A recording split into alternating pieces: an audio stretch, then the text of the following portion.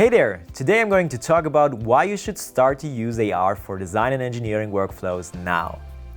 AR/VR technologies are already here. A new generation of hardware is on the market, and also software solutions have matured enormously. We see also more and more companies which are working on their XR and metaverse strategy. Engaging with immersive technologies now gives you a real competitive advantage, and it gives you time to deal with the new challenges. With augmented reality, you will get a much better spatial understanding of your design and factory layout. You can detect design faults in virtual plannings early on, which can save you a lot of time and money. The sooner you jump on the bandwagon of time, the better for you and your budget.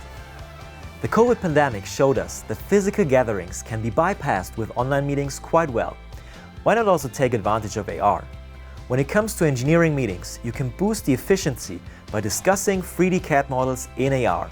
It will be easier to explain and evaluate designs with team members, with customers, or even other stakeholders. Without a technical background or with, simply because they have a better understanding of your designs. These are 3 major reasons why every enterprise should start using AR for their workflows now.